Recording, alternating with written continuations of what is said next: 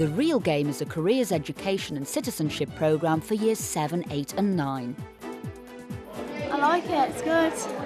You don't really get to think about these sorts of things. It's not the thing you normally talk about with your friends. Get stuck in it and you want to do it again. When you find out about real life, it's good, because you need to prepare yourself for it. It shows you that anyone could do a job that they want to do. I quite like quizzes and that like that. Well, they give you a job and you have to actually think about it and think what you're going to do when you're older. The pupils are given a job and they're put into real life situations. They're given an amount of money to live on and they have to work out how they are going to survive, divide up their leisure time and work within that job that they're given. They work in role, and so that gives them a once removed. It's not them making decisions and laying themselves bare. They're doing it in role as young single adults. You're going for the used one? It's not about being deeply in role. It's about thinking as that person would. It's a hook to hang things on. They actually find out about careers subtly, no pressure, no one's telling them that they must be this person, but they're learning about what qualifications mean, where to use them, how to transfer them, and how to deal with real life situations. Lucky dip, Stacey, all right? From the Real Game set of job profiles, students are randomly allocated a job and all the details of pay and qualifications which go with it. What are you, Neil? Bookshop owner. Once they get to know who's who, their work roles begin to develop. Each profession that's selected has got, for example, the annual salary, the number of weeks holiday they get, the amount of free time, recreational time they get, set down for them. They have to work within that framework. So you times your gross monthly income by 3. But as in real life, tailoring a wish list to the cash in hand is a struggle. They have this idea that they can live in this beautiful house and have this beautiful car, and until they actually work out the budget, they think they can have it because they've got a job. And living in a community where a percentage are unemployed, to have a job is the best thing, so you think you can buy anything. Likely as not, what you want and what you can have are two different things. When they realise that they can't have it, not many of them have sort of sulked and said, oh, it's not fair. Most of them have said, oh, I better sort this out and I better get this working. But there is life after work, and the Real Game wants you to explore the balance. This particular topic was holidays.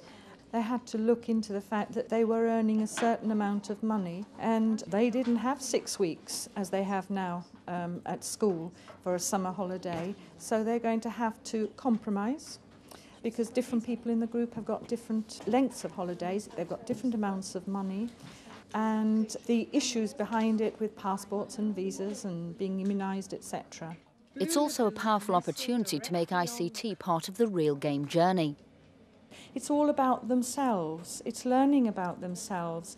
So you're developing a lot of social skills as well. They're learning leadership, teamwork. There's a great deal of learning that goes on. Put your hands up if you At Higham Lane School, one group begins to pick up some of the wider social issues.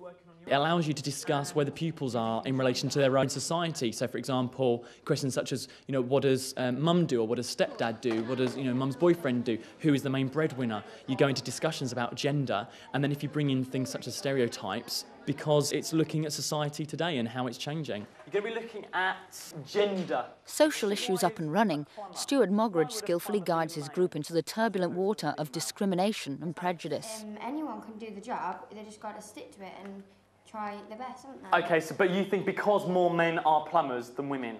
Yeah. Yeah? Michelle, what image, what kind of thing from society has Alex just given us? Stereotype. Perfect. Teachers are busy people under pressure from many demands.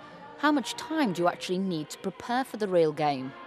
When it was first introduced, people were saying, I don't want to spend any more time on this. And I was probably one of those, because I spend lunchtimes and after schools rehearsing and productions and all that sort of thing. But really, I can take it home the night before I'm going to do it, read it through, and it's written so well, you understand immediately what you've got to do. The Real Game may teach you adaptability and how to cope with the world of work, even encourage you to understand what you want out of life. But does it really meet the curriculum demands? That sounds good. I'd like to see that. It touches on citizenship, on social awareness, on environmental issues, on gender issues, on the careers. It touches on everything. It's excellent for leading through into a careers programme in the later years in school. I mean, I'm looking forward to seeing how it links it through and helps them when they're doing career plans next year in Year 9. I would have personal concerns about a careers programme starting in Year 8 if it wasn't for the fact that I have seen the way that children have responded, the motivation that they've had from it, the fun and the support that it's given them in providing them with a rounded education to support the careers programme we do in the school.